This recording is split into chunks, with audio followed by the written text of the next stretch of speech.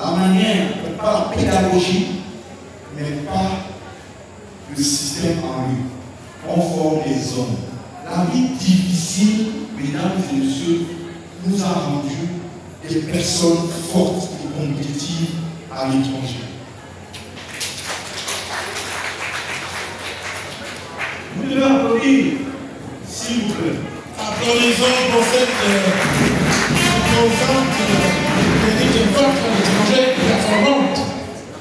Toi, comment corriger l'image du Cameroun et des Camerounais qui a été écorné par des actions peu réalisantes dans les représentations diplomatiques à 2018? Il faut la corriger.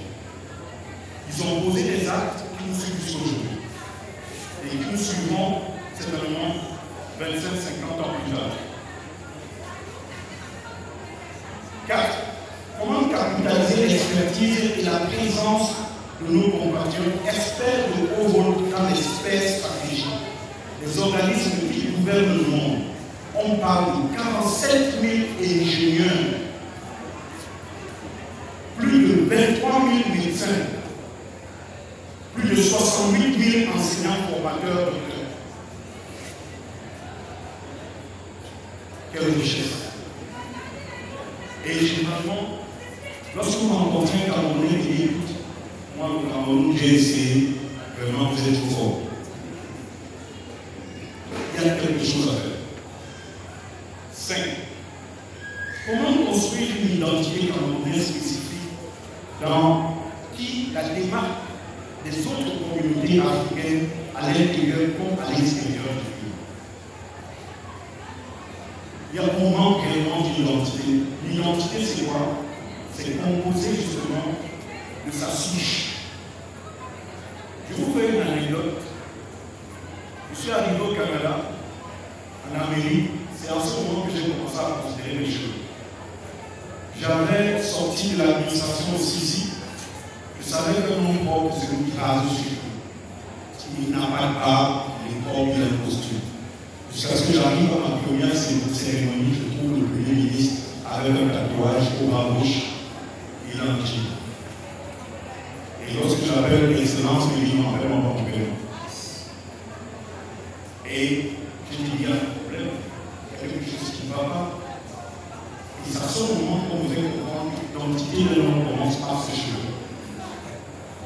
Si vous voulez reconnaître une race, c'est par ses cheveux. Si vous voulez reconnaître une race, c'est par sa peau. Si vous reconnaître une race, c'est par son don, sa langue. Et le Canada nous permet aujourd'hui, pour aller plus loin, de rentrer dans nos racines. Aujourd'hui, nous apprenons nos enfants à parler dans ça. Chaque culture a une école de sa langue. Une chose qui n'est pas connue beaucoup plus dans les pays européens. Nous sommes fiers d'être noirs. Le privilège m'a permis aujourd'hui de représenter la communauté noire comme secrétaire de toutes les communautés noires du monde.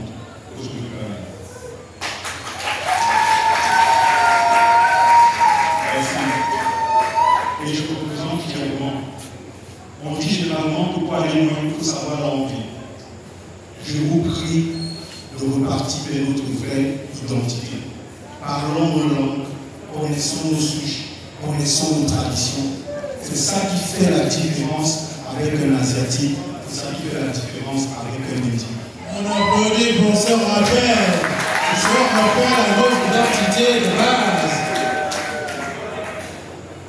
En dernier, comment mobiliser l'ensemble des énergies pour l'insertion et la réalisation dans leur pays d'accueil et leur pays de naissance?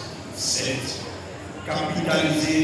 Comment capitaliser l'ensemble des moyens matériels, humains et financiers mobilisés par nos compatriotes pour le développement du pays?